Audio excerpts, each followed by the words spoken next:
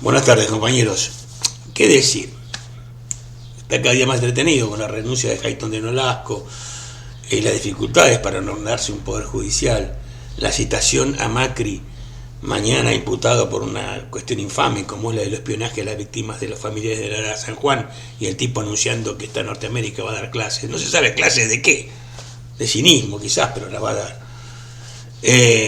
Todo ello marca un deterioro institucional que se traduce en deterioro de la política, diríamos.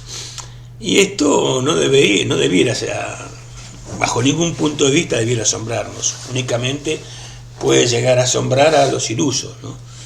En el sentido que para la derecha, para la reacción, para el gorilaje, para la contra, se puede prescindir de la política, siempre lo han hecho. Ellos han prescindido de la política en cuanto cada vez que sus privilegios estuvieron en jaque o tuvieron algún tipo de problema, lo resolvieron fácilmente vía la acción, vía de facto. Esa fue la tradición en la Argentina durante muchos años. Cuando nos costó muchísimo, ¿no?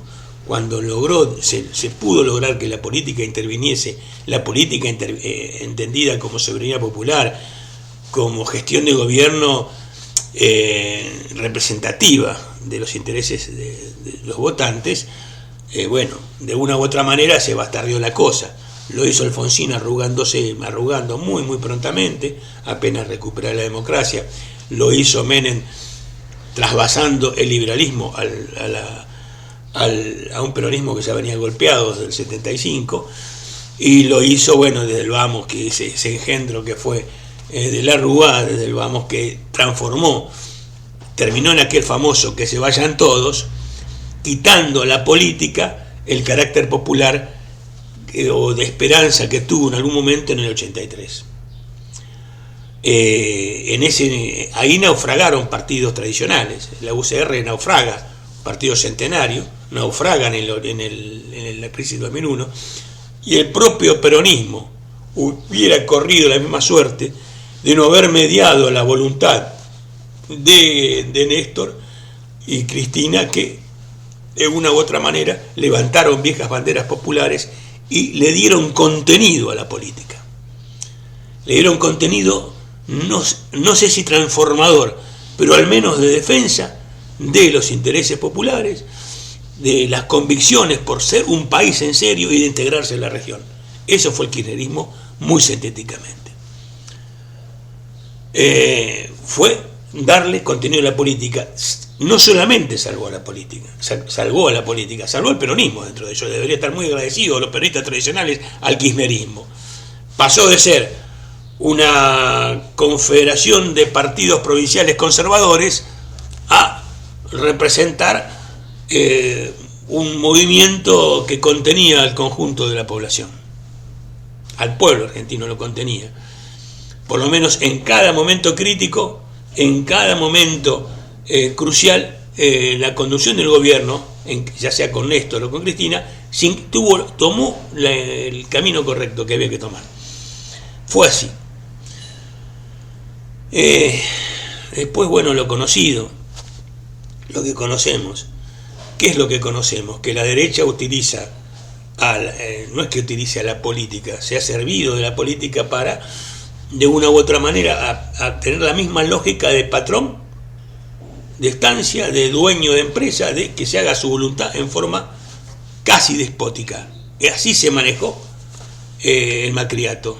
Es diríamos el despotismo de la patronal, que aplica su lógica de ganancias al costo que fuere, y ahora van por más, van por mucho más, van por reformatear la Argentina, reformatear la sociedad argentina, volviendo antes del 45 y más atrás también, tal cual lo hizo Bolsonaro, que demolió todo tipo de legislación laboral en el Brasil, retrocediendo a los años 30, en la época que Getúlio Vargas puso algunas leyes laborales que curiosamente eran copia de la Carta del Laboro, pero eso son 5 guitas aparte. Pero esa lógica, podemos mirar a Brasil, que es un buen ejemplo. La lógica de Brasil es su hiperexplotación de la clase trabajadora, devastar el medio ambiente, y ninguna regla bajo ningún punto de vista que se expresó con todo durante la pandemia, en el cual que fue un sálvese quien pueda de no haber mediado la acción de algunos gobernadores que de una u otra manera tenían una cierta lógica de manejo estatal, aún desde la derecha, pero de manejo de la cosa común. En Argentina van por todo, vienen por eso. Alberto no tiene registro de esta situación, o por lo menos no parece tenerlo. Se sigue de una u otra manera sentado ahora sobre la derrota, pretendiendo conciliar con un enemigo que va por todo, y aún por él. Y desde ese punto de vista, el no cambio de rumbo en la política económica, el no plantarse frente al FMI y decir, mira, esto vamos a iniciar querellas a los endeudadores, vamos a pedir el plazo que fuere, y sobre todo vamos a dar respuesta urgente a las necesidades populares, por lo menos aunque sea paliativos, pero abriendo camino hacia reformas más profundas. No la hay en ese camino. Enfrentar a un enemigo que no ni siquiera dio quórum para una ley como la de ayer, que era de un mero etiquetado que nadie en su sano juicio puede rebatir, pero ni siquiera para ello. Y con respecto al tema de la Suprema Corte, soñar que se puede poner alguna figura que aporte un poco de lógica ahí, bueno, es un poco lo imposible. Ya Ernesto Sanz, en el 2000, no recuerdo el año, por decir 2016, 2017, cuando se produce una vacante en la Corte, creo que con la renuncia de Zaffaroni, fue clarísimo Ernesto Sanz. No le vamos a votar a nadie, ni siquiera que propongan uno de los nuestros. Esa va a ser la actitud de obstrucción permanente y total de la oposición contra el gobierno de Alberto. Gobierno que, hay que decir, no ha respondido a casi ninguna de las expectativas que teníamos frente a él. Ninguna. Entonces, lo que cabe en esta instancia, a las organizaciones populares, sindicatos, organizaciones sociales, al pueblo en general, bien defendernos, manejarnos en defensa propia, no ya del propio gobierno, sino en defensa propia. Tenemos que manifestarnos en donde se pueda.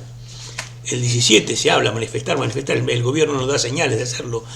Los sindicatos creo que van a iniciar el 18 de octubre, y el pueblo, los independientes, que en general son los que expresan más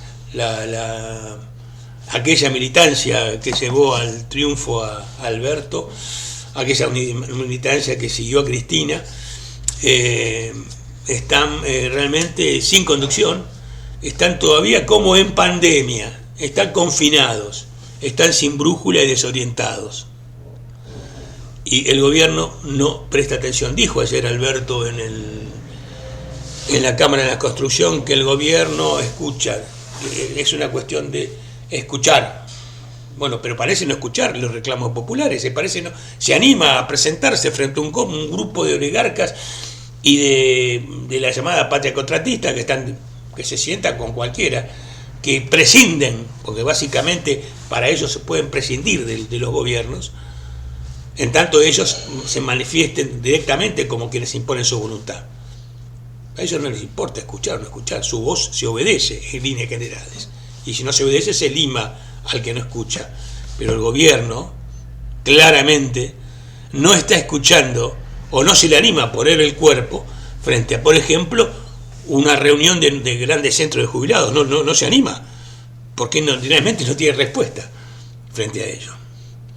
O tampoco tendría mayor respuesta frente a organismos de desocupados, no la tiene. Y tampoco frente a organismos o frente al pueblo llano, no la tiene, no tiene respuesta. Porque, bueno, que aparentemente porque ha elegido, porque parte de una concepción republicana, cuando a la república, cuando a la política no se le da entidad y no se le da contenido, la política fracasa, y aquel que se vayan todos, también de una u otra manera, puede llegar a repetirse. Y en esta instancia, el peronismo, el propio, amén de la política, también el peronismo se va a transformar, o va a caer, porque no es eterno como el agua y el aire.